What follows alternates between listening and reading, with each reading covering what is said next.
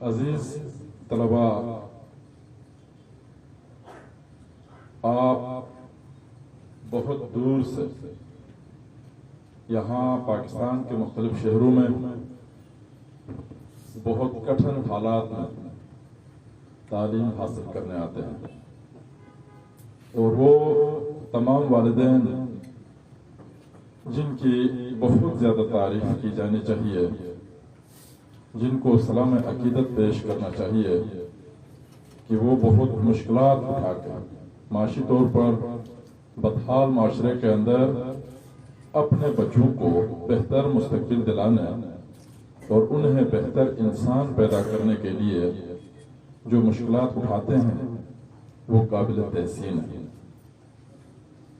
اور یہ بھی ایک بہت بڑی خوش قسمتی ہے کہ ہماری قوم کے نونہال تعلیم میں دلچسپی رکھتے ہیں، ایجوکیشن کے لیے خود کو وقف کرتے ہیں، اور اس صورتحال کو سراہتے ہوئے میں مزید امفسائز کروں گا کہ آپ اپنے تعلیمی معاملات کو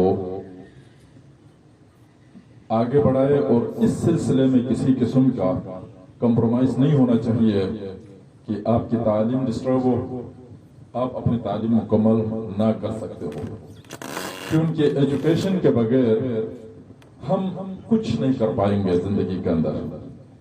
ایجوکیشن کے بغیر ہمارا کوئی مستقبل نہیں ہے۔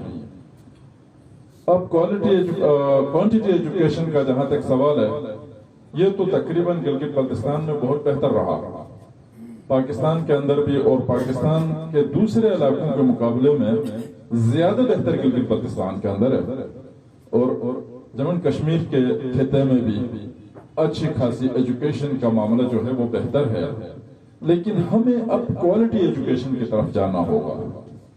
کوالٹی ایجوکیشن کی طرف ہم اگر نہیں جائیں گے تو اس ایجوکیشن کا کوئی فائدہ پھر نہیں ہوگا۔ ہمیں اس ایجوکیشن کا کوئی فائدہ نہیں ہے کہ جنرل ضیاء صاحب نے اپنے دور میں لٹریسی ریٹ میں یہ بھی لکھا تھا کہ جس کو سورہ فاتحہ اور سورہ اخلاص آتا ہے وہ بھی ایجوکیٹڈ ہے، تو اس طرح اس کو 70% پتہ نہیں کہاں تک لے کے گئے تھے، لیکن ورلڈ وائڈ اگر دیکھا جائے تو پاکستان کا نصاب تعلیم پڑھا لکھا آدمی حقیقی معنوں میں ایجوکیٹڈ نہیں ہے۔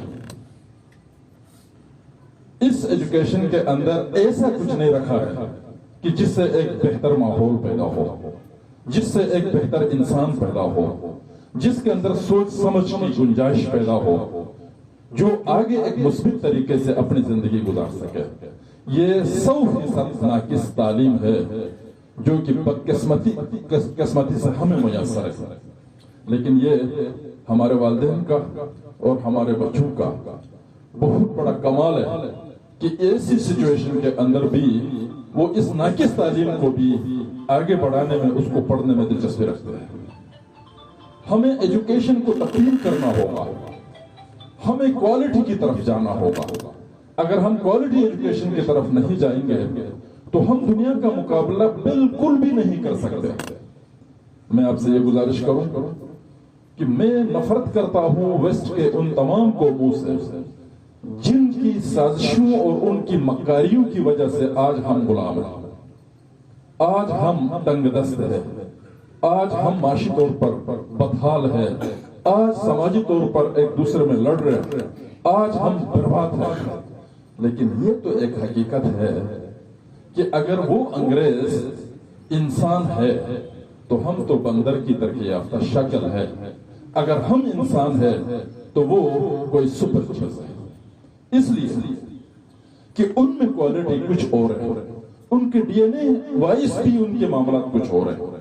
وہ 600 سال پہلے دریائے ٹیمز میں ایسی سچویشن پیدا کی ہے۔ اب میں آپ کا متھے کھانا نہیں چاہتا ہوں اس کی تفصیلات میں جا کر کہ 600 سال 1000 سال پہلے لندن سے ایکسفورڈ تک جو ہے کشتی الٹا چلاتا ہے، مطلب گلگت سے پھنڈر کی طرف چلاتا ہے، لیکن ہم اپنے گدھے کے اوپر، ہمارے آبا و اجداد جو بوجھ ڈالتے تھے اس کے اوپر لکڑی کا جو بنا ہوا وہ آلہ ہوتا تھا، وہ بھی اتنا ناقص اور غلط بناتے تھے کہ بہت سے گدھے معذور تھے، چونکہ ان کا یہ بازو جو ہے نا وہ خراب ہو چکا ہوتا تھا۔ تو ہمارا مقابلہ ان سے نہیں ہوتا. اس وجہ سے نہیں ہوتا ہے کہ وہ ایک کوالٹی ایجوکیشن کے حامل ہے اور ہم ایک ناقص تعلیم کے حامل ہیں. اور یہ باتیں کرے تو کوئی کہتا ہے یہ دین کے خلاف ہے, کوئی کہتا ہے یہ مشرقیت کے خلاف ہے, کوئی کہتا ہے یہ ملک کے خلاف ہے. کسی کے بھی خلاف نہیں ہے, یہ خلاف ہے ان گوروں کے. وہ نہیں چاہتے ہیں کہ ہماری طرح کی ایجوکیشن اور ہماری طرح کی کوالٹی ان میں پیدا ہو. یہ مذہب میں الجھے رہے, یہ لڑتے جھگڑتے رہے, ان میں انتہا پسندی پیدا ہو, ان میں گراوٹ پیدا ہو, ان میں ایمانداری پیدا نہ ہو, ان میں صفائی پسندی پیدا نہ ہو, اور یہ ہمیشہ اس طرح کے ناقص صورتحال کا شکار رہے تاکہ ہم اپنا شکار یہاں کرتے رہے. یہ ہمارے غلام رہے. یہ ایکچولی اسلام اور پاکستان کے خلاف نہیں, بلکہ یہ جو کچھ میں کہہ رہا ہوں یہ ان کے خلاف جاتی ہے یہ بات. اس لیے ان کے اعلی کار جو یہاں ہمارے اوپر حکومت کرتے ہیں ایجنٹ کے طور پر, جو ہمارے پاس بڑے ادارے ہم سمجھتے ہیں, وہ پریکٹیکلی ان کے ایجنسیز ہیں. تو وہ ہمیں اس طرح دباتے ہیں کہ ہم نسل در نسل ان لوگوں کے غلام رہیں. یہ ہمارے ساتھ ایک سازش ہے. تو میرے بھائیوں, میں آپ سے یہ گزارش کرنا چاہتا ہوں کہ آج کل بڑی بات چلتی ہے آزادی کی. کشمیر اپنی آزادی کی بات کرتا ہے, اب تو پاکستان بھی اپنی آزادی کی بات کرنے لگا عمران خان صاحب کی وجہ سے. بڑی خوشائی نہ, بہت خوشائی. جب پاکستان میں پارٹیاں بنتی تھی, پیپلز پارٹی بھٹو صاحب کی پارٹی آگے چل کر محمد علی جناح کی پارٹی کو دوبارہ نون لیگ کی شکل میں یا کسی اور شکل میں بناتے تھے, میں بالکل ینگ وہ تھا, اسٹوڈنٹ تھا, یا اس وقت بھی ہم یہ مجھے کہتے تھے کہ آپ پاکستان لیول پہ کوئی پارٹی میں کیوں نہیں جاتے یا کیوں نہیں بناتے. تو میں کہتا تھا کہ پاکستان کے اندر اگر کوئی پارٹی بن سکتی ہے تو وہ تحریک آزادی پاکستان بنانا چاہتے ہیں. آپ کہیں گے کیوں, تو 47 میں پاور ٹرانسفر ہوا ہے, سرنڈر نہیں ہوا ہے. یہ اچھی طرح سب کو یقین آنا چاہیے کہ 47 میں پاور ٹرانسفر ہوا ہے.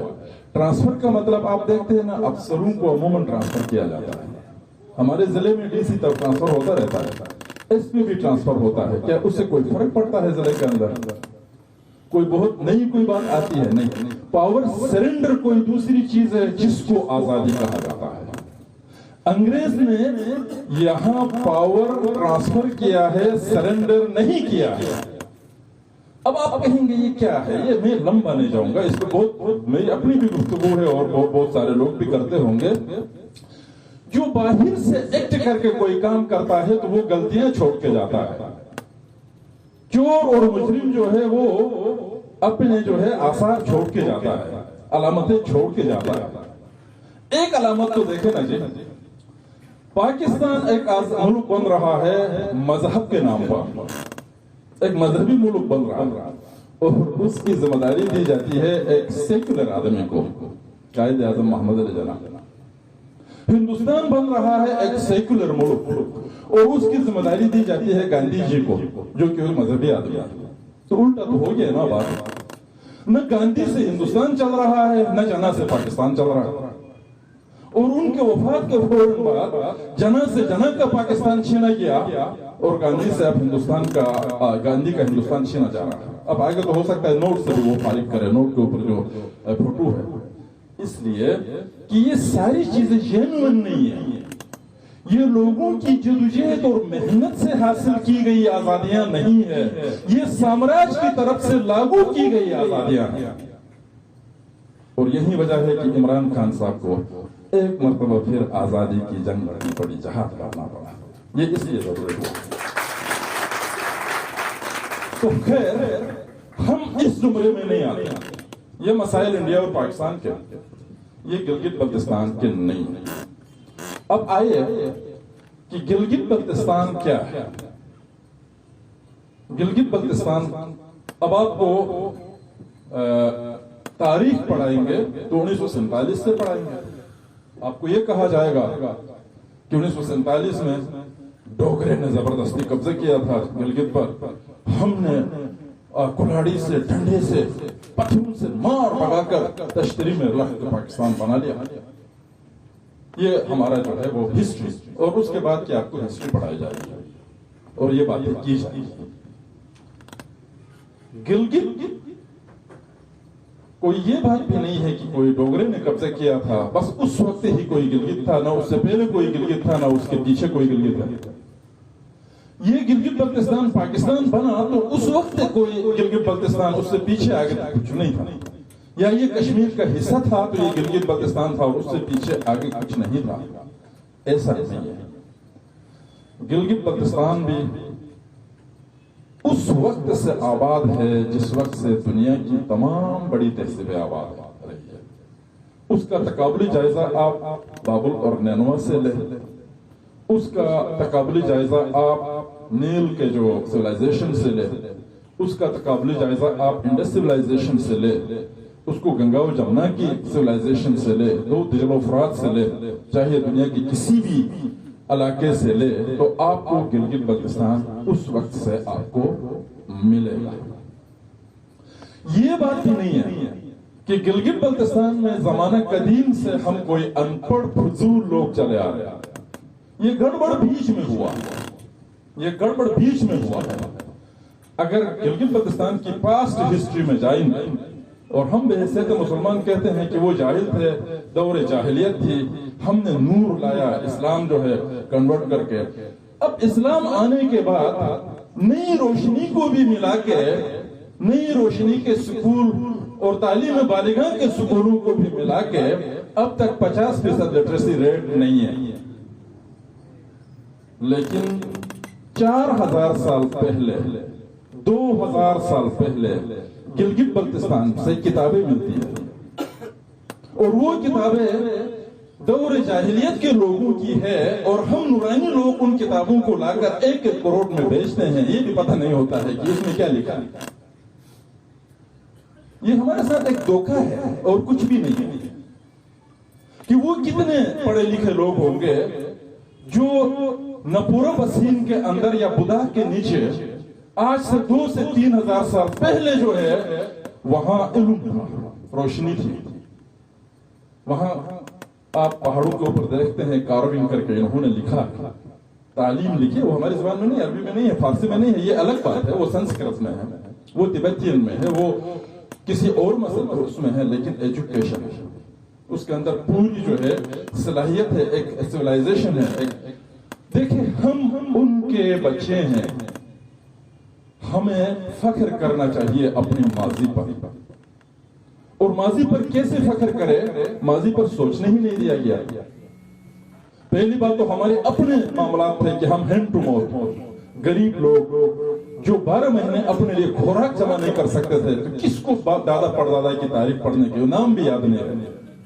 इस गुर्बत ने हमें यहां तक पहुंचा दिया। लेकिन हकीकत में अगर आप देखें तो 1000 साल पहले जब गिलगित में एक बाज़ाबिता रियासत हुआ करती थी, और वो हमारी दस्तयाब तारीख का पहला चैप्टर है, उससे पहले भी हमारी तारीख मौजूद है, और वो बुरशा। बुरजा is a country in between Tibet and Persia. ये तिब्बत के जुबान में डिक्शनरी के अंदर लिखा हुआ है, आप गूगल करके चेक करें।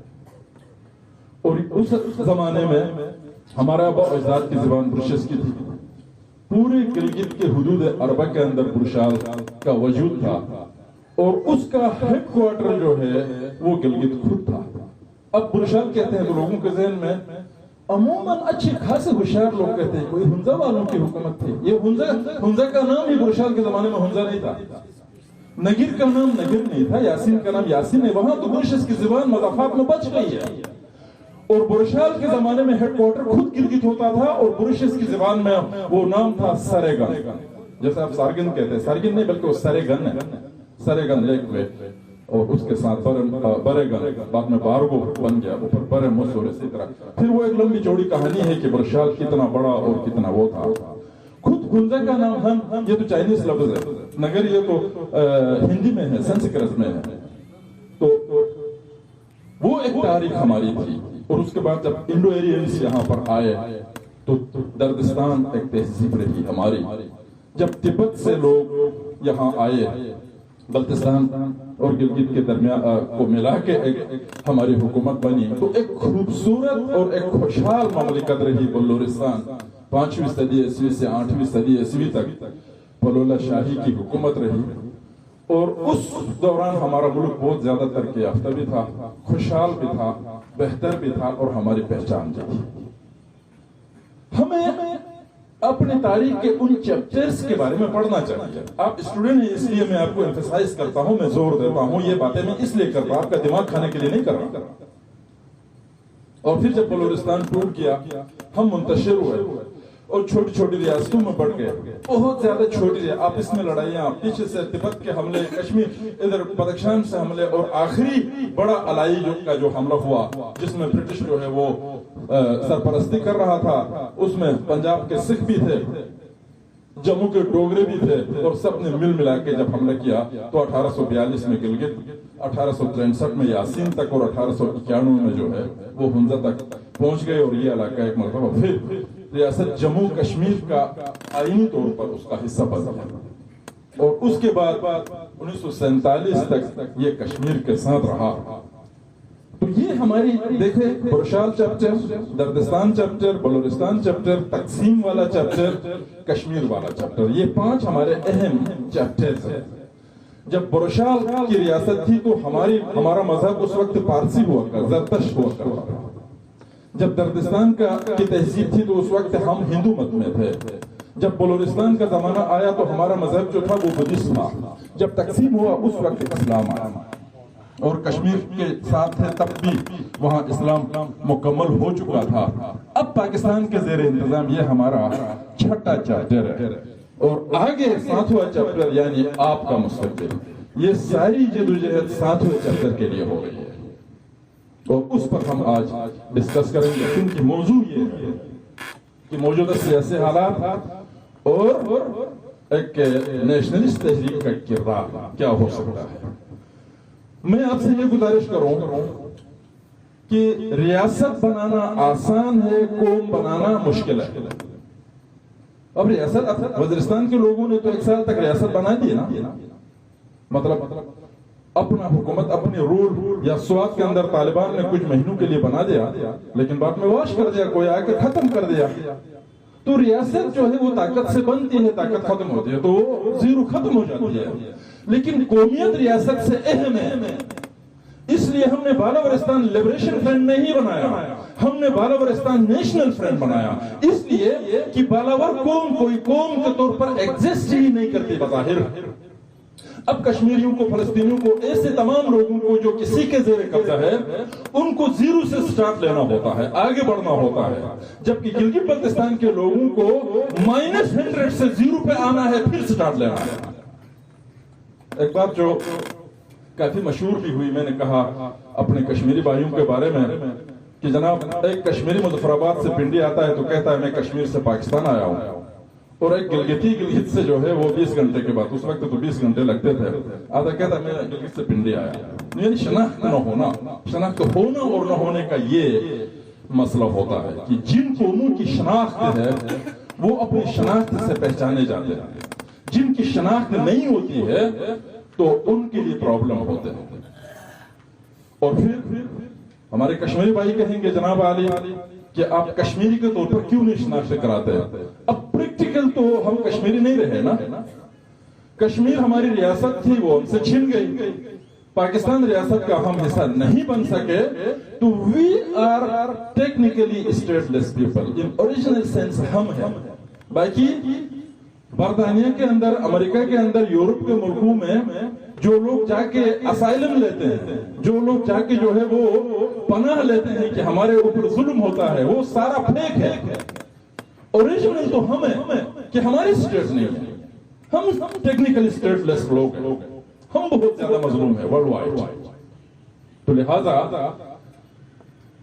جب 80s کے دوران, اس سے پہلے تو کوئی پالیٹکس تھی بھی نہیں, گلگت بلتستان 70s سے تو ابھی شروع ہوئی تھی, تو اس دوران جو ہے وہ ہمارے لوگوں کے درمیان یہ بات چل رہی ہے تھی ہماری سیاست میں کہ جناب آئینی حیثیت واضح کرو. اب آئینی حیثیت واضح کرو, یہ کون کرے گا؟ یہ حکومت پاکستان کرے گی. किसी भी तरीके से करो, अपने साथ मिलाओ, किसी को तोहफे में दे दो, कुछ करो, कुछ तो करो। ये सूरत हाल था। उससे पहले लोग इतने फंसे हुए थे कि मालिया के खिलाफ, कार बेगार के खिलाफ, शख्सी गुलामी के खिलाफ, एफसीआर के खिलाफ तहरीकें थी। उस वक्त पार्लियामेंट लफ्ज का नाम कोई नहीं था। उस वक्त गवर्नर वज़ीर आला, सदर वज़ीर आज़म का नाम नहीं था, वो कोई ले भी नहीं सकता था, तस्वुर भी नहीं था। और 70s के बाद जब यहाँ मालिया सिस्टम खत्म हुआ, शख्सी गुलामी खत्म हो गई, छोटी पिटी स्टेट्स खत्म हो गई, तो उस वक्त फिर लोगों ने आईनी हक की बात की। अब अपनी शनाख्त के साथ हम क्या चाहते हैं वो लोगों के ज़हन में नहीं था। तो हमने ये भी उस वक्त सोचा कि 1947 में भी एक कू हुआ, एक फौजी कू हुआ, एक तब्दीली आ गई, चाहे वो ब्रिटिश की दिलचस्पी थी, वो वेस्ट की दिलचस्पी थी, ये हुआ इस्लाम का जज्बा था, वो जो कुछ भी था, उसका खातिर खा फायदा चुन के हमें इसलिए नहीं हुआ कि हमारे पास पॉलिटिकल जमात नहीं थी। और कश्मीरियों को थोड़ा बहुत जो कुछ भी मिला, थोड़ा बहुत क्यों, अच्छा खासा बेहतर मिला। मतलब सदर वज़ीर आज़म नाम के तो है ना हमारे पास, हमारे गांव में एक आदमी का नाम बिल्डोजर रखा है, लेकिन बिल्डोजर तो वो कोई पत्थर तो नहीं तोड़ता, लेकिन नाम तो है ना जनाब, बिल्डोजर नाम तो है।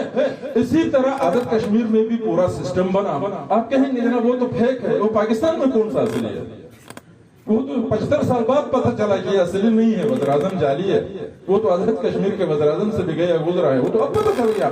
ये तो भी इमरान खान की बड़ी मेहरबानी है कि इसने पता चलाया, खुद जाके अंदर बाद में पता चला कि वो गलत, वो चीज ठीक नहीं है। तब तक कोई ये भी नहीं, हम पहले से कहते थे ये फेक है, तो हमें कहते थे गदार है, काफिर है, छोड़ दो, दफा करो इनको। लेकिन अब चूंकि एक मुसलमान ने और एक वफादार ने कहा तो यकीन तो करना चाहिए। तो अब इसी तरह आपको कुछ मिला तो उसकी वजह आपका नेशनल कॉन्फ्रेंस, आपकी मुस्लिम कॉन्फ्रेंस, आपके इलाकों के अंदर कांग्रेस, आपके इलाकों के अंदर मुस्लिम लीग के असरात थे, क्योंकि पहले से चली हुई पार्टियां। आप कहेंगे कि आप गिलगित बल्तिस्तान के लिए अलहदा पार्टी की क्यों जरूरत महसूस? ये जरूरत इसलिए महसूस किया जाता है कि पॉलिटिकल पार्टी नहीं होगी तो उस इलाके का पॉलिटिक्स नहीं चल सकता है। लोग मुझसे बार सबने, मेरे बुजुर्गों ने सबने ये कहा, जनाब आप नाम के पीछे लगे, ये बालूचिस्तान कब्रिस्तान ये क्या चीज है, काम की बात करें। उस वक्त भी मैं ये कहता था कि गिलगित बल्तिस्तान का मसला जो है वो नाम की वजह से फंसा हुआ है। काम इतना अहम नहीं है जितना नाम है। आपका नाम ही नहीं है तो काम कहां से होगा? और एक अच्छी महफिल के अंदर आज से कोई 20 साल कबल जब गिलगित बल्तिस्तान के एनए काउंसिल के मेंबर्स और सारे मिलकर गिलगित बल्तिस्तान के मसाइल पर बात हो रही थी, किसी ने कहा जनाब अली यहाँ गुर्बत है, किसी ने कहा यहाँ ये है, किसी ने कहा शऊर नहीं है, किसी ने कहा एजुकेशन नहीं है, किसी ने कहा ये नहीं है। जब मुझसे पूछा तो मैंने कहा कि यहाँ परस्गार लोग भी बहुत ज्यादा है, यहाँ बुल पहलवान से तकड़े लोग भी, यहाँ नुकी जैसे लोग भी होंगे, यहाँ हर किस्म के लोग हैं, लेकिन कौमी सवाल पे सारे जीरो है। मैंने उस वक्त एक मिसाल दे दी कि मैं अगर पिंडी में किसी होटल के कश्मीरी बेरे को ले लूं और आप अपने कौंसिल के मेंबरों को ले ले तो कौमी सवाल पर वो ज्यादा बेहतर एलोबरेट करके बात कर सकता है, हमारा लीडर नहीं कर सकता। तो उस पर नाराज होकर बात तक मेरे साथ बातें नहीं करते थे एनए कौंसिल के मेंबर्स, ये इसने हमारी बेइज्जती की। मैंने कहा आम होटलों का भी नहीं लेता, मैं मशरिक होटल के बेरों को ही लेता। उस वक्त हम वहां रहते थे, हमें पता था कि कौमी सवाल पर कोई सेंस हमारे अंदर नहीं था। एक मिसाल मैं आपको देता हूं, कोई इंटरनेशनल मतलब ऐसा एक वफद गिलगित आया जो गिलगित के लोगों से ये मालूम करना चाहता था कि वो क्या चाहते हैं। जैसे कश्मीरियों से मालूम किया जाता है कि आप इंडिया जाना चाहते हैं, पाकिस्तान जाना चाहते हैं या खुद मुख्तार होना चाहते हैं, उस लेवल का कोई वफद था। हम हैरान हुए कि गिलगित में मिलाए तो किससे मिलाए, क्योंकि सबको सेंस ही नहीं है, सबको सेंस कुछ नहीं है, अकल नहीं है, शऊर नहीं है, बेदारी नहीं है। वो मिलाने का मतलब भी नहीं समझेंगे क्या क्या चाहते हैं, तो वो कहेंगे बस आईनी हुकूक चाहते हैं, बस कहेंगे हम सोबत चाहते हैं, पता नहीं क्या चाहते हैं, इस तरह की बात करेंगे। फिर हमने सोच समझ के हमने कहा जनाब अली कि बार कौंसिल में लेकर जाएंगे, ताकि बार कौंसिल में थोड़ी बहुत बात तो हो ना, थोड़ा बहुत शऊर होगा तो वो बताएंगे। तो हमारे सीनियर वकील बार में बड़े जजेस भी बने और बहुत सारे लोग, تو ان کے سامنے اس وفد کو 3-4 لوگوں پر مشتمل تھا، ہم وہاں لے کے گئے، انہوں سے پوچھا کہ آپ بنیادی طور پر کیا چاہتے ہیں؟ تو انہوں نے کہا کہ ہمارا متفقہ فیصلہ ہے، ہم بالکل اس میں کوئی 1 انچ آگے پیچھے نہیں ہے، یا پاکستان کا صوبہ بنا دو، یا آزاد کشمیر میں ملا دو، یا آزاد کشمیر طرز کی حکومت دے دو۔ تو وہ وفد کے اس نے کہا جناب یہ تینوں تو ایک طرف ہی ہو گئے نا، صوبہ بھی پاکستان کا، آزاد کشمیر طرز بھی پاکستان کا، آزاد کشمیر میں ملانا بھی پاکستان کا، آپ مستقبل میں کیا چاہتے ہیں؟ تو بار کونسل کا صدر کہا آپ کو سمجھ نہیں آتی ہے کہ ہمارا متفقہ فیصلہ ہے، ہم مستقبل ان 3 میں چاہتے ہیں۔ وہ یار یہ 3 تو ایک ہے، یہی کہو نا ہم پاکستان میں جاتے ہیں، نہیں ہم 3 میں، یعنی دیکھیں آپ سمجھ گئے میری بات۔ وہ پوچھنا یہ چاہتا تھا کہ پاکستان میں جانا ہے، انڈیا میں جانا ہے، آپ نے خود مختار ہونا ہے، لیکن وہ کہتا تھا نہیں ہمارا متفقہ فیصلہ ہے، یا صوبہ بناؤ یا کشمیر میں دے دو یا آزاد کشمیر طرز کی حکومت دے دو۔ اس کو سمجھ کیوں نہیں آتی ہے کہتا ہے، پھر سمجھ علوم کے پٹھے تمہیں نہیں آتی ہے، اس کو تو پہلے آ چکی ہے۔ بہت ساری چیزیں وہ سارے کریکٹر میں بھول گیا ہوں جو آئے تھے، وہ بھی وہ بہت پرانی بات ہے، میرا وہ جو ہے حافظہ بھی اتنا درست نہیں ہے۔ تو بہرحال باتیں اس طرح کی ہے۔ اسی طرح چلے جناب علی آگے، آپ اس زمانے میں بڑے بڑے وفد بنا کر آتے تھے یہاں کہ پاکستان صوبہ بنانے کے لیے، وہاں اسلام آباد میں لوگوں کو سمجھ نہیں آتی ہے، ہم سمجھاتے ہیں صوبہ بنانے کے لیے۔ تو میں نے ایک مرتبہ ان کو کہا سمجھ اسلام آباد کو آ چکی ہے، سمجھ آپ کو نہیں آتی ہے، مسئلہ یہ ہے۔ اور ادھر سے ڈالر دے کر بیچتے تھے آپ کا پریسٹر صاحب وغیرہ کہ دنیا کو سمجھا دو کشمیر کا مسئلہ، دنیا کو سمجھ نہیں آتا، حالانکہ دنیا سمجھ چکی تھی، یہ نہیں سمجھے تھے اصل میں، وہ ڈالر ویسے گیا۔ دنیا پہلے سے ہی سمجھ چکی ہے کہ کشمیر کیا کرنا ہے، دنیا پہلے سے ہی یہ مان چکی تھی کہ ریاست جموں کشمیر جو ہے وہ ہندوستان کا آئینی حصہ ہے، اب یہ جو کچھ پاکستان کے پاس ہے اس کا کیا کرنا ہے، وہ پہلے ہی سمجھ چکے تھے۔ لیکن چونکہ پاکستان ویسٹ استعمال کرتا تھا افغان معاملات میں، سوویت یونین کے معاملات میں، تو اس کو ایسے ہی دلاسا دے رہا تھا کہ کشمیر آپ کو مل بھی سکتا ہے۔ جب 9/11 کے بعد افغانستان کی کہانی، سوویت یونین کی کہانی کلوز ہو گئی تو انہوں نے کہا نہیں اوریجنل کہانی پہ آ جاؤ۔ پھر جب ان کو سمجھ آ گئی تو اب گلگت بچانے کے چکر میں یہ صوبہ اس لیے بنا رہے ہو، پوری صوبہ، اور کوئی وجہ نہیں۔ تو کہنے کا میرا مقصد یہ ہے کہ ہمیں شعوری طور پر جب تک بیدار نہیں ہوں گے، ہمارا مقابلہ بہت بڑے لوگوں کے ساتھ، ہوشیار اور کننگ لوگوں کے ساتھ ہے۔ میں نہیں کہہ رہا کہ صرف پاکستان کے اندر، ہمارا انٹرنیشنل معاملہ بھی بڑے کننگ لوگوں کے ساتھ ہے۔ ہم چین اور امریکہ کے درمیان پھنسے ہوئے ہیں، یہ ہندوستان پاکستان کو چھوڑ دے، بات کچھ آگے ہے۔ ایسی صورتحال کے اندر یہ بھیڑ بکریوں کی طرح، یہ جانوروں کی طرح اس طرح ہم سوچتے رہیں گے تو ہم ان کا مقابلہ ہم کچھ نہیں کر سکتے۔ ہمارے پاس ہتھیار ہو تو بھی ہمارے خلاف استعمال ہوگا، ہم تکڑے ہوں گے تو بھی ہم اپنے خلاف ہی استعمال ہو جائیں گے۔ جب تک شعوری بیداری نہیں ہوگی، تو میں نے بات چھیڑی تھی جناب عالی کوالٹی ایجوکیشن سے، تو لہٰذا کوالٹی ایجوکیشن ہر معاملے میں، سوشل سیکٹر میں بھی ہونا چاہیے اور ہر چیز میں کوالٹی ایجوکیشن ہونی چاہیے۔ اور ہمیں اپنی نیشنلزم پہ فخر کرنا چاہیے۔ جب 89 میں آفیشلی میں نے BNF کا اعلان کیا، کام تو ہم نے 80s کے شروع میں ہی کیا ہوا تھا، تو اس وقت بھی بنیادی چیزیں ہم نے یہ سوچا کہ اس وقت گلگت بلتستان کا نام ناردرن ایریاز ہوتا تھا، اور ناردرن ایریاز ایک کامن ناؤن تھا جس سے کسی قومیت کی نشاندہی نہیں ہوتا۔ اب اسلام آباد میں بیٹھے تو مری بھی ناردرن ایریا ہے، ہزارہ بھی ناردرن ایریا ہے، اب اگر کراچی میں بیٹھیں گے تو حیدرآباد ناردرن ایریا ہے۔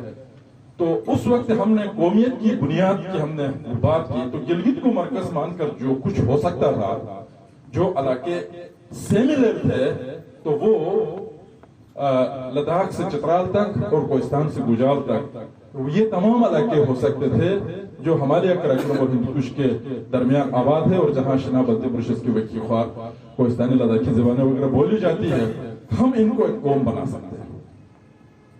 براڈر بیس اگر ہم جائیں گے تو اس حساب سے اب اس کے نام پہ آ گئے تو برشال پورا علاقہ برشال نہیں ہے، دردستان پورا علاقہ دردستان نہیں ہے، بلورستان پورا علاقہ بلورستان نہیں ہے۔ جب چائنا نے کیش بنایا تو چین اور پاکستان کے درمیان قدر مشترک کے طور پر کراکرم لفظ استعمال کیا، تو کراکرم جہاز بھی بنایا انہوں نے. کراکرم بہت ساری چیزیں جو چین اور پاکستان کے درمیان مشترک ہے. تو کراکرم بھی 33% علاقے کو کور کرتا ہے. اور کراکرم جو ہے وہ کوئی سوشل نام نہیں ہے بلکہ وہ جغرافیائی نام ہے. اور اس کے مقابلے میں ہمارے علاقے ہمالیہ میں بھی ہے اور ہندو کش میں بھی ہے.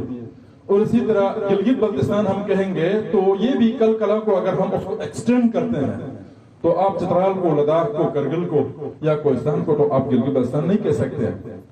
اسی طرح ان تمام چیزوں کو مد نظر رکھتے ہوئے ہم نے خطے بالا کو لیا. اگر ہم ایک خود مختار ملک بنے تو بھی دنیا کا خطے بالا ہے، ایشیا کا خطے بالا ہے. ہم کشمیر کے ساتھ رہے تو کشمیر کا یہ خطے بالا ہے. یہ اگر پاکستان کی طرف بھی بات گئی تو پاکستان کا بھی اپر کنٹری ہے، یہ خطے بالا ہے. ہر لحاظ سے چونکہ بالا، بالاور اور بالاورستان یہ ایک تجویز، یہ کوئی ضروری نہیں ہے کہ ہم تھوپ دیں قوم کے اوپر کہ یہی ہو کوئی کچھ نہ ہو، لیکن یہ فوڈ فار تھاٹ کے طور پر ہم نے آگے کیا تھا اور اسی پہ ہم نے سٹرگل کیا اور اسی پہ ہم نے چیزوں کو آگے بڑھایا. اور اسی میں تینوں چیزوں کو ہم نے سامنے رکھا کہ ہماری اپنی حیثیت پر کوئی کمپرومائز نہیں ہوگی. اگر ہم پاکستان میں بیٹھتے ہیں تو بھی ہماری پاکستان کے ساتھ کنفیڈریشن ہو سکتی ہے، یونین ہو سکتی ہے، ہم پاکستان کا باضابطہ حصہ نہیں بنیں گے. اگر ہم کشمیر کے ساتھ بیٹھتے ہیں تو بھی اگر جموں کشمیر ہو سکتا ہے تو جموں کشمیر اینڈ بالاورستان JKB بھی ہو سکتا ہے، کیونکہ وہاں ہم ایسے ضم ہونے والی بات نہیں ہونی چاہیے. اور پھر یہ چوتھا فریق لفظ اس لیے ہم نے کہا جناب انڈیا اور پاکستان جو ہے خود کو فریق بنا رہے ہیں، کشمیریوں کو بھی فریق نہیں مانتے، لیکن کشمیریوں میں تھوڑی بہت جان ہے، طاقت ہے، پالیٹکس ہے. تو انہوں نے جو ہے خود کو تیسرے فریق کے طور پر زبانی کلامی بات تو کرتے ہیں لیکن آفیشلی ابھی نہیں ہے. لیکن ہم نے یہ سوچا کہ عددی لحاظ سے جموں کا ہندو بھی ہم سے زیادہ ہے، آزاد کشمیر کی آبادی بھی ہم سے ڈبل، اچھا کشمیر ویلی کے اندر بھی 4 گنا 5 گنا زیادہ آبادی ہے. اور اہمیت کے لحاظ سے گلگت اہم ترین علاقہ ہے. تو گلگت کو ہم ٹو چین کر کے جموں کے ساتھ دلی یا سری نگر مظفر آباد کے ساتھ پاکستان کیوں جائے؟ تو جب 3 فریق ہو سکتے ہیں تو چوتھا فریق بھی ہوگا. اور اب چوتھا فریق کا وقت بھی آ گیا. وہ اس لیے میں آپ سے یہ گزارش کروں کہ بہت لو لیول کے لوگ جو ہوتے ہیں وہ ایک لائن پہ سوچتے ہیں. اس وقت چونکہ ہمارے اوپر پاکستان کا دباؤ ہے، پاکستانی ایجنسیوں کا دباؤ ہے، پاکستانی حکمرانوں کا دباؤ ہے، ہماری جان مال عزت ساری چیزیں ان کے ہاتھوں محفوظ نہیں ہے اور کسی بھی وقت ہمارے ساتھ کچھ بھی ہو سکتا ہے. ان تحریکوں کی وجہ سے جب حالات اور تھوڑے تبدیل ہو جائیں گے تو یہی دباؤ ہندوستان کی طرف سے ہمارے اوپر آنے والا ہے. یہ بات آپ سمجھیں گے یا نہیں سمجھیں گے وہ وقت بتائے گا. میری بات نوٹ کر کے رکھو، آنے والے سالوں میں آپ کو پتہ چل جائے گا. تو ایسی صورتحال کے اندر ہمیں ان تمام طاقتوں کا مقابلہ کرنا ہوگا. اپنے وجود کو اگر برقرار رکھنا ہے، اپنی حیثیت کو اگر برقرار رکھنا ہے، تو اسی سٹرگل کے دوران میں آپ سے یہ بھی گزارش کروں کہ ایک لمبے عرصے تک جو کچھ میں اپنی طرف سے کر سکتا تھا اس قوم کے لیے، اس دھرتی کے لیے، اس وطن کے لیے، اس کو میں نے خلوص دل سے کیا ہے. کوئی جتانے کی ضرورت نہیں ہے.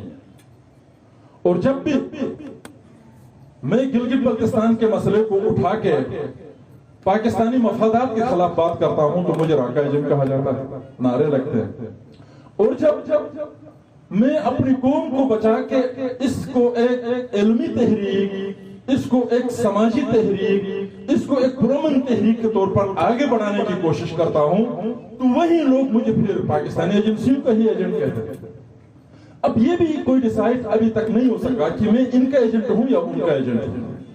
لیکن مجھے خوشی اس بات کی ہے کہ میں بھی یہ چاہتا ہوں کہ ادھر والے ادھر کا کہے، ادھر والے ادھر کا کہے، میں کسی کا نہ ہوں، میں آپ اس وطن اور اس دھرتی اور ان لوگوں کا نہیں ہوں. اگر پریکٹیکلی یہ لوگ کہیں گے تو ثابت ہو جائے گا کہ میں کسی کے ساتھ نہیں. اب آپ ایک چیز کو یہ وضاحت کے لیے میں آپ سے گزارش کرتا ہوں، اگر میں راک کا ایجنٹ ہونا چاہتا، اگر میں ہندوستان کا ایجنٹ ہونا چاہتا تو پیسے ویسے چھوٹی چیزیں میرے نزدیک اس کی کوئی اہمیت نہیں ہے. میں ہندو دھرم سے بھی اچھی طرح واقف ہوں، میں سناتن دھرم سے بھی اچھی طرح واقف ہوں، میں اوتاروں کو بھی مانتا ہوں، میں تو اس مسلم معاشرے کے اندر، پاکستانی معاشرے کے اندر رہ کر ایک ہندو کے برابر ہندو مذہب کو بھی میں جانتا ہوں، مانتا ہوں۔ اگر مجھے کھلا فضا اور کھلی دنیا کہ مجھے مل سکتی تھی، اگر ملتی تو میرے سامنے یہ طارق فتح اور عارف خان کی تو کوئی حیثیت نہیں ہوتی، میں تو کچھ 15 لیول کا کوئی RSS کا آدمی ہو سکتا تھا، لیکن میں نے یہ چیزیں چھوڑ کے 2 بول اس گلگت بلتستان اور اس قوم کے خاطر میں نے بولا ہے، کوئی بڑی قربانی ان کے لیے نہیں دی ہے، تو یہ 2 بول بھی میں ہندوستان کے کھاتے میں کیوں ڈالوں؟ میں نے چھوڑ دیا، میں ان کے سامنے نہیں کیا۔ آئیے اب ISI کی طرف۔ یہاں وزیر بننے کے لیے سب کچھ داؤ پر لگایا جاتا ہے۔ اس قوم نے 3 مرتبہ جتا کے مجھے اسمبلی کے اندر بھیجا، ایجنسیوں کے ٹھڑے مار کے مجھے اندر بھیج دیا، اور تو چھوڑ دو 14 سال اگر میں وزیر ہی رہتا تو حالات تبدیل ہو جاتے نا۔ گلگت کا کچھ تو کیا میرے پنڈی میں بھی کوئی پلازا بن چکا ہوتا، لیکن میرے کمرے کی دیوار کے اوپر 2 اینٹ نہیں لگے ہیں، جو 2010 میں تھی وہ آج 2022 میں بھی ہے۔ اگر میں ایجنٹ ہوتا ISI کا، میں ایجنٹ ہوتا پاکستانی ایجنسیوں کا، تو کچھ تو گین کرتا نا، کچھ تو گین کرتا۔ کیا میرے پیچھے لوگوں کے پیچھے ایجنسیاں اس لیے لگتی ہے کہ اس کو اٹھا کے پھینک دیا جائے، میرے پیچھے ایجنسی لگتی ہے کہ آپ وزیر بنے، آپ کچھ نہ کچھ تو بنے۔ اور سب سے بڑا شک تو یہ ہے کہ بنتا کیوں نہیں ہے، یہ تو بڑا شک ہے۔ نہ بننا تو کوئی شک نہیں ہے، بڑا شک تو یہ ہے کہ بنتا بھی کیوں نہیں ہے۔ میں اس لیے نہیں بنتا ہوں کہ میں نے گلگت بلتستان اور آپ کے لیے کوئی بڑی قربانی نہیں دی ہے، 2 بول ہی بولے، 2 بول، 2 باتیں ہی کی ہے اس قوم کے بارے میں۔ میں ان 2 بول کو کسی کے پاؤں میں ڈالنا نہیں چاہتا ہوں، اور مرتے دم تک میں بہت بڑا کوئی کام نہ کر سکا تو اس سٹینڈ کے اوپر مر جاؤں گا، اور میری آخری ٹائم اسی سٹینڈ پہ آئے گا۔ جیو سٹینڈ میں نے 89 میں رکھا ہے۔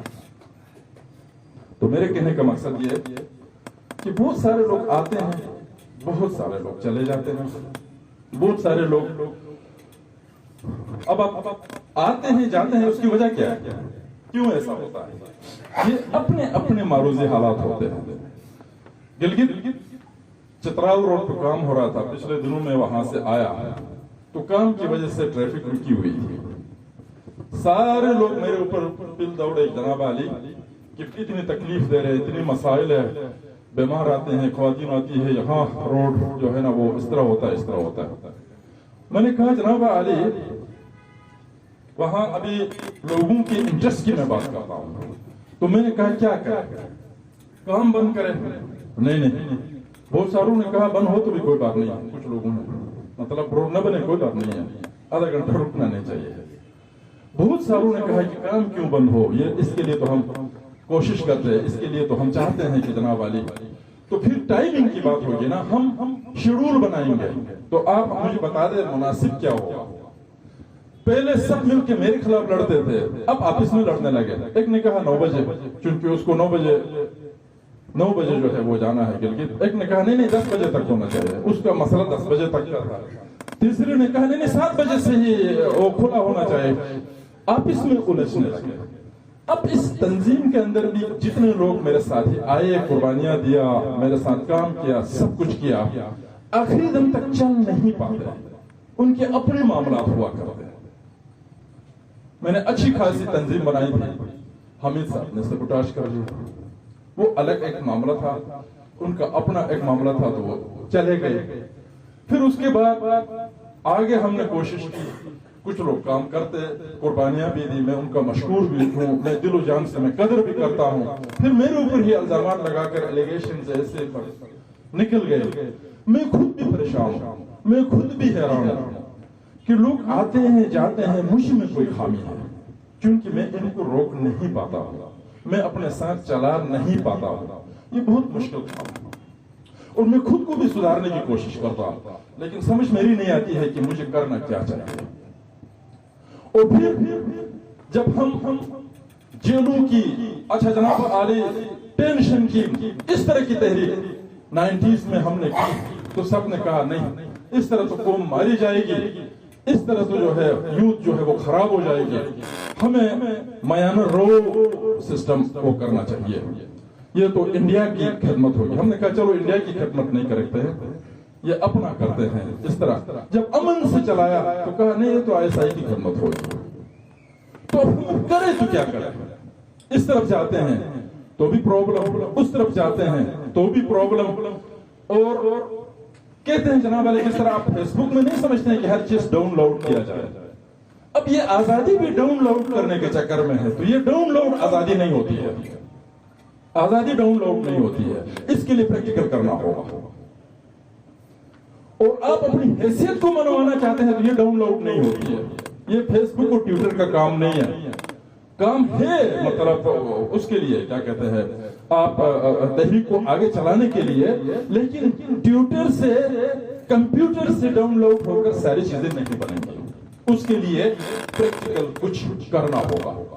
तो ऐसी सूरत हाल के अंदर बहुत सारे लोग आए और गए और मुख्तलिफ किस्म के मामला से, और कुछ लोग कहते हैं आप ये हाँ एक ये हुआ जनाब आली ना, हम वहां के अभी तहरीक चलाने के लिए आपको फंड्स की जरूरत है।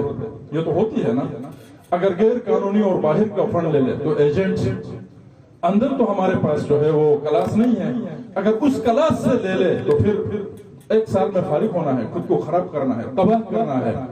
और उसको चलाने के लिए पब्लिक के बीच में जाकर मैं असेंबली का मेंबर भी बना तो भी मैं मशकूक हो गया कि जनाब आली ये तो सिस्टम के अंदर गया, ये तो सिस्टम का हिस्सा बना। मैं अंदर जाकर मुझे कौन सा ऐसा फायदा है, चलो मैं आज ही बाहर निकलता हूँ, निकलने के बाद कितने लोग साथ देंगे। कुछ लोग फिर लिखते हैं जनाब आली कि आप असेंबली की मेंबरशिप छोड़ दे तो हम आपका साथ देंगे। तो जब मैं मेंबर नहीं था तो आप कहाँ मर गया उस वक्त, जब मैं जेल में होता था तो आप कहाँ पर।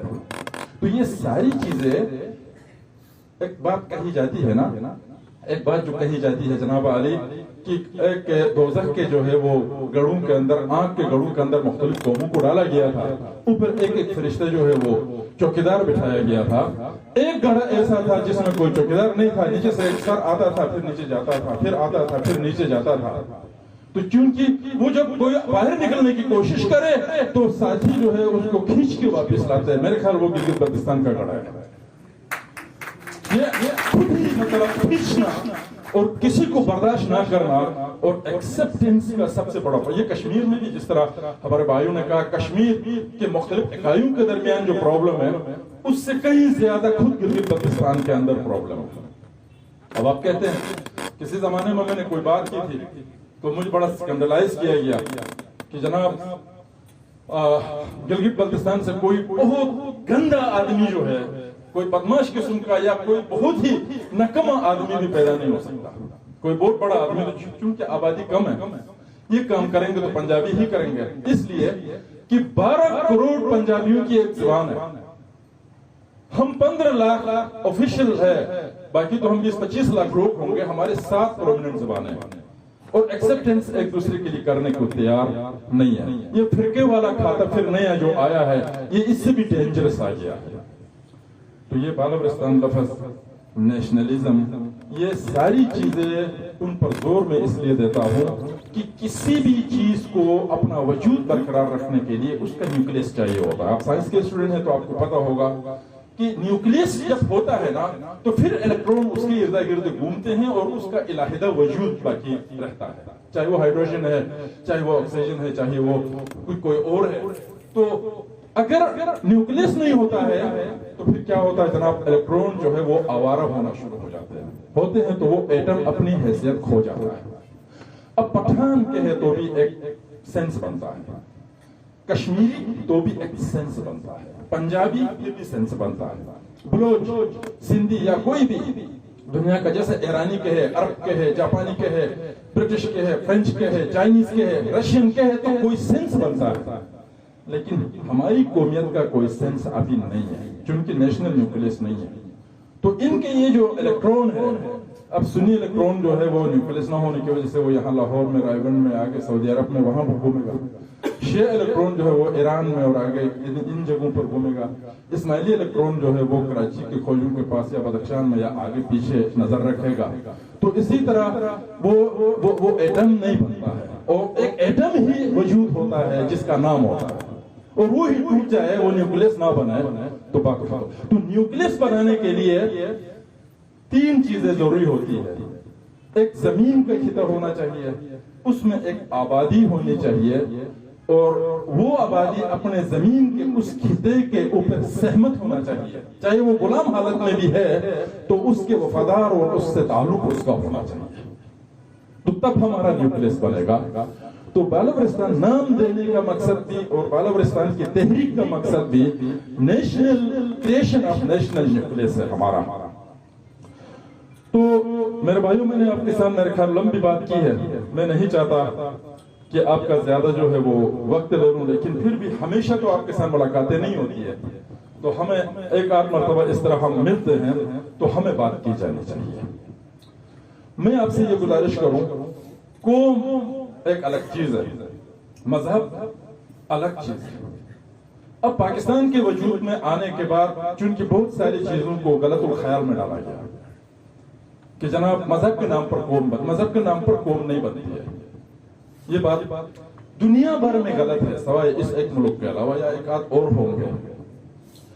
پنجابی ایک قوم ہے، اس میں مولوی بھی ہے، ایک سنی مفتی بھی ہے، ایک شیعہ علامہ بھی ہے، ایک کرسچن بھی ہے اسی پنجابیوں میں سے، ایک ہندو بھی ہے پنجابیوں میں سے، اور ایک سکھ بھی ہے جو اپنی پنجابیت پر فخر کر رہا ہے. اور اسی پنجاب کے اندر ایک سیکولر آدمی بھی ہے، ایک مذہبی آدمی بھی ہے، لیکن پنجابی ہونے میں کسی کو کوئی فرق نہیں پڑتا، کوئی حرج نہیں ہوتا. سیکولرزم کا مطلب ہرگز لادینیت نہیں ہوتی ہے. میں خود کمیونسٹ پارٹی کا نہیں ہوں، میں خود سوشلزم اور ان چیزوں پر لیفٹ کے لوگوں پر، یا حالانکہ میں معاشی برابری کے لیے کام کرنے والے لوگوں میں سے ہوں، میں لیفٹ کے خیالات کا ہوں، لیکن کمیونسٹ میں اس لیے نہیں ہوں کہ بلیف سسٹم پر یقین رکھنا ہر آدمی کا حق ہے اور ہونا چاہیے، کیونکہ بلیف سسٹم کے بغیر انسانی ذہن جو ہے چاہے وہ منفی ہی کیوں نہ ہو، لیکن انسانی ذہن صحیح نہیں ہوتا. بلیف سسٹم ہونا چاہیے، لیکن بلیف سسٹم کا یہ مطلب نہیں ہے کہ آپ جو ہے انتہا پسندی کی طرف جائے اور آپ باقی دوسرے لوگوں سے نفرت کرنا شروع کریں. اب انتہا پسندی کی آپ بات کریں گے تو صرف مذہب ہی انتہا پسندی نہیں سکھاتا، انتہا پسندی کے اور بھی طریقے ہیں، اور بھی چیزیں ہیں. یہاں ہمارا سب سے بڑا مسئلہ جو ہے وہ ہمارا بیلنس کا نہیں ہے. ہم بیلنس والے لوگ نہیں ہیں، کیونکہ ہم پہاڑی لوگ ہیں. پتہ نہیں ہمارے پاس آئیڈین کی کمی ہے، یا کچھ کیمیکلز یا کچھ نیوٹریشن میں چیزوں کی کمی ہے، ہم انتہا پسند ہو جاتے ہیں. ہم مذہبی بنتے ہیں تو بس پانچے اوپر کر کے جو ہے نا آنکھوں میں سرما لگا کر نماز پڑھا، اور اس کے بعد اپنے علاوہ باقی سب کے خلاف کارروائی ہم نے شروع کی. اگر ہم دین مذہب سے تھوڑے دور ہو جاتے ہیں تو ڈائریکٹ ہم نے شراب پینی ہے، جناب عالی پتلون میں پیشاب کرنا ہے. تو یہ دونوں انتہا پسندیاں ہیں نا جی، یہ دونوں کی طرف نہیں جانا چاہیے. آپ اپنے بلیف سسٹم کو مضبوط کریں. آپ سوشل لائف کے اندر آپ کا حزب مخالف، آپ کے نظریات کے خلاف بھی کوئی آدمی ہے، اس کے ساتھ آپ کی زندگی کے تعلقات ہونا چاہیے. غیر فرقواریت جسے کہتے ہیں، تو ہمیں ایک غیر فرقوارانہ سیکولرزم کی طرف جانا ہوگا. اگر نہیں جائیں گے تو کیا ہوگا؟ پاکستان کا ماحول کی طرح ہم تباہ ہو جائیں گے. اس انتہا پسندی کی وجہ سے میں آپ کو بتاؤں، امریکہ ناراض ہوگا کوئی بات نہیں ہے، چین ناراض ہوگا کوئی بات نہیں ہے، پاکستان کے اندر ہونے والے حرکتوں سے آسمان والا ناراض ہے. اس وقت کتنے لوگ ہوں گے سندھ کے اندر، کتنی ہندو لڑکیاں ہوں گی جو ہفتے میں ایک ایک سسکی آسمان کی طرف جاتی ہے. کتنے کرسچن اور دوسرے لوگ ہوں گے اس پنجاب کے اندر، ان کی سسکیاں آسمان کی طرف جاتی ہیں. KPK کے اندر جو ہے آپ کے کیلاش سے لے کر خواتین کے حقوق، اور اگر ویکلی یہ سسکیاں اگر آسمان کی طرف یوں ہی جاتی رہیں گی تو پروردگار نے اس مرتبہ بارش برسایا ہے جو کہ ہمارے لیے وبال جان بنا ہے، آنے والے وقت میں گرم گرم گولے برسائے گا آگ کا. ہمیں ڈرنا چاہیے. ہم مذہب کے نام پر کیا کر رہے ہیں؟ کوئی سمجھ ہے لوگوں کو؟ ہم انسانیت کے خلاف کتنا جا رہے ہیں؟ چھوڑو امریکہ کو، چھوڑ دے دنیا کو. इंसानी हकूक की तंजीम वो 2 नंबरियां करते हैं। ये सारे एनजीओ जो है ये खुद 2 नंबर है और 2 नंबर के काम करते हैं। आसमान वाला कोई 2 नंबर काम नहीं करता, वो 1 नंबर करेगा, वो सजा देगा। वो मुसलमानों का परवरदिगार नहीं, वो इंसानों का परवरदिगार है। अब जानवरों के ऊपर जुल्म करके देखें आपके साथ क्या होता है। तो मैं ये कहना चाहता हूं कि हमें अपने माशरे को, अपने माहौल को, अपनी कौम को इंतहा पसंदी से बाहर लाना होगा। और इंतहा पसंदी से बाहर लाने का मतलब लादीनियत नहीं होनी चाहिए, बिल्कुल भी नहीं होनी चाहिए। ये अच्छी तरह हम नोट कर ले, सबक कर ले कि लादीनियत नहीं, लेकिन इंतहा पसंदी भी नहीं। हम एतदाल की जिंदगी गुजारे। एतदाल में अदल होता है। अदल क्या है? अदल क्या है? देखो ये दुनिया अदल, आप साइंस के स्टूडेंट हैं तो आपको पता होगा, अदल पर दुनिया कायम है। सूरज और जमीन के दरमियान एक मखसूस फासला है। अगर वो फासला इंच के हिसाब से, मिलीमीटर के हिसाब से आगे पीछे हो जाए तो ये गर्क होगा, ये जमीन गर्क होगी। जमीन और चांद के दरमियान एक फासला है। अगर वो फासला मिलीमीटर के हिसाब से आगे पीछे हो जाए तो चांद गर्क हो जाए, ये निजाम कायनात तबाह हो जाए। इसी तरह के कहकशाओं के दौरान, निजाम शमसी के दौरान, इंसानों के दौरान, हमारे माशरे के अंदर माँ बाप और बच्चों के दरमियान, हमसायों के दरमियान, रिश्तेदारों के दरमियान, गाँव के अंदर, मुल्क के अंदर हमारा आपस में एक अदल का निजाम है।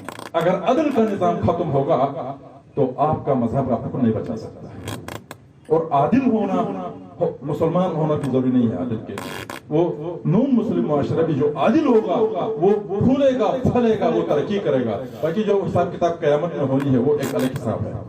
लेकिन अदल से खाली मुआशरा, बेशक उसमें नमाजे, रोजे, ज़कात, हज, जो कुछ भी डेली होता हो, कोई रिजल्ट नहीं देगा। और हमारा मुआशरा अदल न होने की वजह से, एहतसाब न होने की वजह से बर्बादी का शिकार है। आप देख रहे हैं कि बल्किस्तान के अंदर भी सबसे ज्यादा नमाजें वहां पढ़ी जाती है, सबसे ज्यादा रोजे भी वहां रखे जाते हैं। हज और ये ज़ियारतों के लिए भी लोग वहां से जाते हैं बहुत ज्यादा बाकी इलाकों के मुकाबले में। और फिर तबलीगी इज्तिमाअत भी होते हैं। अच्छा, यूं के अंदर जो है वो मातम के बड़े बड़े जुलूस भी निकलते हैं। इस्माइली लोग जो है वो चांदरात में अलग जमा होते हैं, जुमे को अलग जमा होते हैं। लेकिन इन तमाम चीजों का असर PWD में हुआ मैंने कभी नहीं देखा। और इन तमाम चीजों का असर फॉरेस्ट डिपार्टमेंट में हुआ, इसका असर अदालतों में हुआ, इसका असर एडमिनिस्ट्रेशन में हुआ, इसका असर किसी माशी मामले में मेरी असेंबली में हुआ, डिस्ट्रिक्ट काउंसिल या यूनियन काउंसिल मैंने नहीं देखा। तो क्या फायदा इन तमाम चीजों का? और दीन को भी हमने ये जो रिवाज बना दिया है ना, ये रस्म बना दिया है, उसका कोई रिजल्ट नहीं है। हर चीज का फलसफा है। अब फलसफे को हम नहीं समझ सकते हैं तो उस अमल को नहीं करना चाहिए।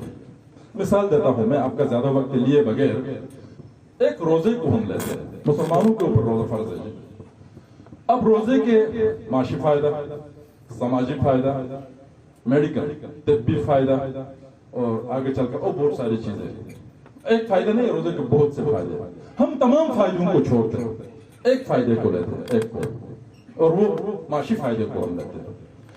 पाकिस्तान के अंदर 10 करोड़ से ज्यादा लोगों पर रोजा फर्ज है।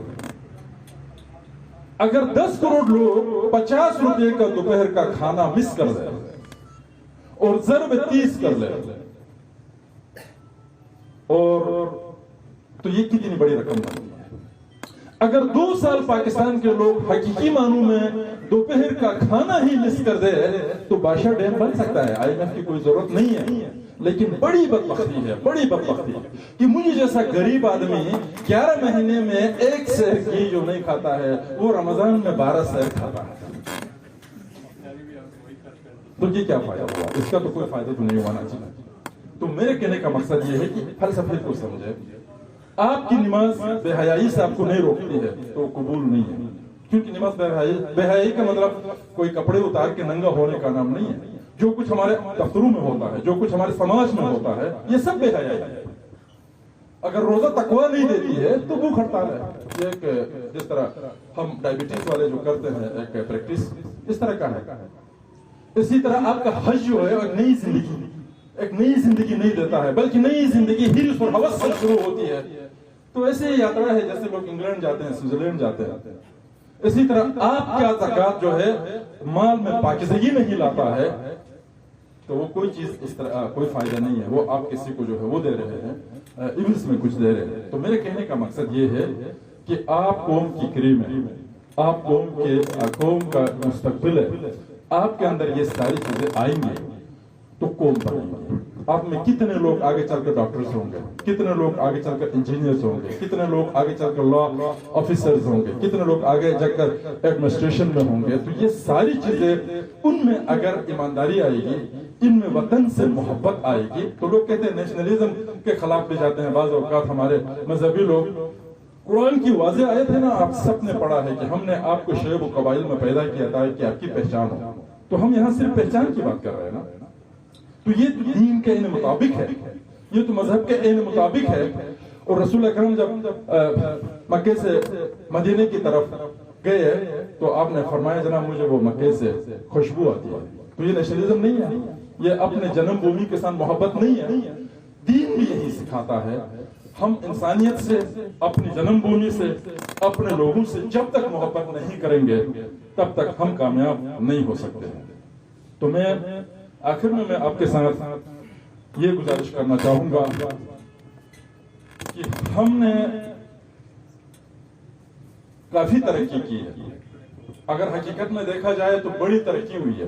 آپ کہیں گے کوئی ترقی نہیں ہوئی ہے، کیونکہ میں ایج وائز جس سٹیج پہ ہوں بہت ترقی ہوئی ہے۔ جب میں چھوٹا تھا تو گلگت شہر، یہ پنڈی شہر گلگت شہر سے چھوٹا ہوا کرتا تھا۔ میرا اپنا گاؤں شہر قلعہ جو ہے وہ گلگت اس سے بڑا نہیں تھا۔ کتنی مطلب کنسٹرکشن ہو گئی، کتنی گاڑیاں ملی، کتنی مطلب وہیکلز ملے، کتنی سہولتیں ملی۔ ہم 36 گھنٹوں میں بھی گلگت سے پنڈی آئے ہیں۔ کسی مریض کو لانا تو چھوڑو، صحت مند آدمی بھی ادھر آ کر مریض بن جاتا تھا، لیکن آج 12-13 گھنٹوں میں ہر آدمی آسانی سے پہنچ رہا ہے۔ بڑی اچھی ترقی ہوئی ہے، اس میں کوئی دو رائے نہیں ہونا چاہیے، تھوڑی بہت شکر گزاری بھی ہونی چاہیے۔ اور اسی معاملے میں ایک چیز کو یہ بھی میں ٹچ دے دوں کہ یہ جو خودکشیوں کی طرف لوگ جاتے ہیں، مینٹلی جو ہے پرابلمز آتے ہیں، اس کی وجہ یہ ہوتی ہے کہ یہ جنریشن گیپ ہے۔ اب ہم جو ہے پاؤں پہ بیٹھے ہوئے ہیں گلگت میں، گاکوش میں، امت میں، آگے شمشال میں، ادھر ستل میں بیٹھے ہوئے ہیں، لورک میں بیٹھے ہیں، یا آگے سکردو کے اندر کسی گاؤں کے اندر شگر میں، باشا برالدو میں بیٹھے ہیں اور سوچ رہے ہیں، پڑھ رہے ہیں سوئٹزرلینڈ کو، اچھا ہالینڈ کو، ناروے کو، سویڈن کو، بیلجیم کو، وہ کہتے ہیں وہاں ایسا ہے تو یہاں کیوں نہیں ہے۔ تو جناب یہ مینٹل گیپ جو ہے نا، اس کو سمجھنے کی ضرورت ہے۔ ہم جہاں کھڑے ہیں وہاں کے معروضی حالات پہ دیکھنا چاہیے، اور پھر یہ بھی کرتے ہیں جناب علی کی ٹیکس دینے کی بات آئے تو ہم تو تحریک چلاتے ہیں، ہم تو نہیں مانتے ہیں۔ میں خود سب سے پہلے ہوں، جیسا کہ آپ کو پتا ہے ہم ہر معاملے میں نے مخالفت کی ہے۔ تو اس کا ریزن تو میں جو کچھ کہتا ہوں اس کا ریزن تو یہ ہے جناب علی کہ ہم اس وقت غلام ہیں، آئینی غلام ہیں۔ ہم کیوں دیتے ہیں؟ اگر ایک آئینی پوزیشن آپ کو مل جاتی ہے، آپ کی ریکگنائزڈ حکومت بن جاتی ہے، تو پھر امیر آدمی پر ٹیکس لگانے کا ہمارا مطالبہ ہونا چاہیے۔ کیوں نہ دے دے امیر آدمی ٹیکس؟ ایک آدمی شنگریلا ہوٹل جو ہے وہ 2 لاکھ 1.5 لاکھ روپیہ ایک رات کا جو ہے وہ کسٹمر سے لیتا ہے، تو گلگت بلتستان کی حکومت کو 5,000 روپے کیوں نہیں دے دے؟ اور ایسی کتنے وہ معاملات ہیں۔ اچھا جناب علی، ایک پختون جو ہے وہ اپنے منافع جو ہے وہ لے کے جائے گا کے اور مقامی طور پر جن کی بلڈنگیں ہیں وہ کرائے اپنے گھر لے کر جائیں گے، تو ہماری حکومت، ہمارا شہر، اس کا انتظام اور اتنی بڑی آبادی کا گن کون سنبھالتا ہے؟ حکومت کو ملنا چاہیے۔ کہنے کا میرا مقصد یہ ہے فرض اور حق، ان دونوں کو بیلنس کرنے کی ہمیں ضرورت ہے۔ میں مستقبل کی بات کر رہا ہوں، فی الحال بے شک آپ ٹیکس کے خلاف ہی کارروائی کریں، مجھے کوئی وہ نہیں ہے۔ آنے والے وقت میں جب آپ کی کوئی حکومت ہوگی تو فرض اور حق جو ہے نا اس کو بیلنس کرنے کی ضرورت ہے۔ حق اتنا ملے گا جتنا کوئی فرض ادا کرے گا، اور جتنا آپ کو حق ملتا ہے اتنا آپ کے اوپر فرض ہے۔ یہ دونوں چیزوں کو سمجھنا ہوگا، ہمیں یک طرفہ نہیں چلنا ہوگا، آنکھیں بند کرنے۔ اور اسی طرح آپ اپنے وطن کے بارے میں، معاملات کے بارے میں چیزوں کو سمجھنے کی مطلب انوینشنز جسے کہتے ہیں نا ایجادات. ہمیں اب امریکہ سپر پاور کس طرح بنا؟ وہاں انوینشن پیدا کرنے والے لوگ پیدا ہوئے. اور امریکہ کوئی کشتری میں رکھ کے سپر پاور نہیں بنا.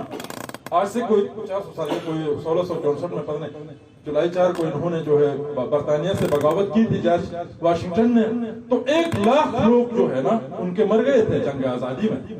اس کے بعد ان کے جو فیڈرسٹ اور فیڈریشن اور ریپبلکن کے آپس کی خانہ جنگی سے 2 لاکھ سے زیادہ مرے. پہلی جنگ عظیم میں لاکھوں مرے.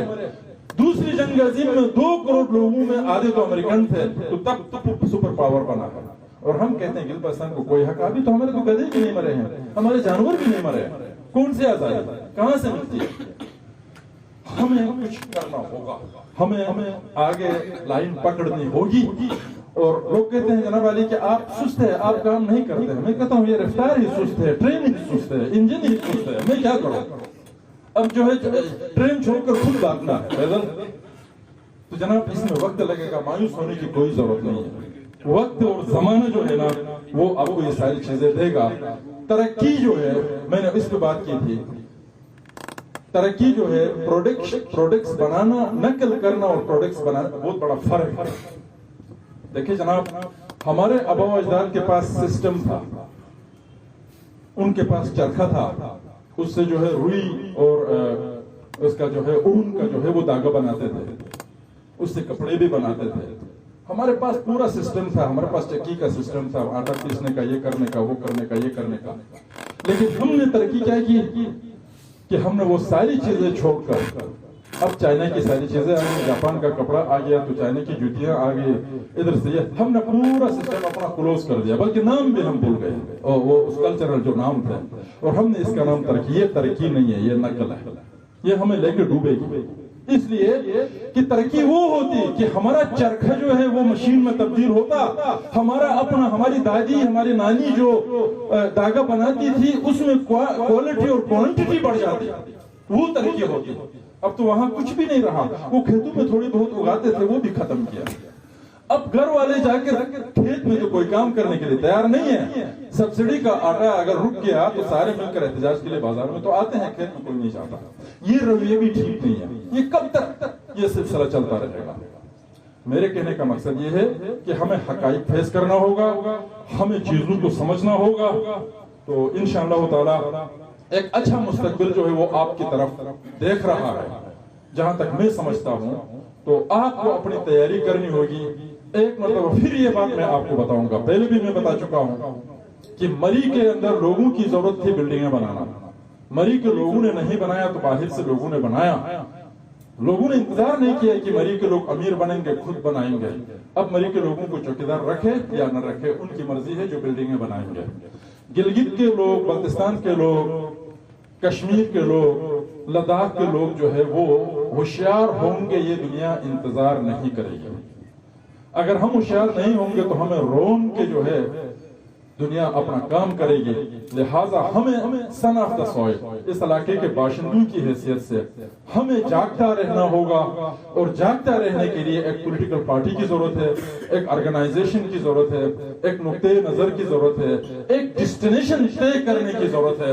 یہ ساری چیزیں اگر ہم نہیں کریں گے تو ہم ایک مرتبہ پھر نقصان میں ہوں گے.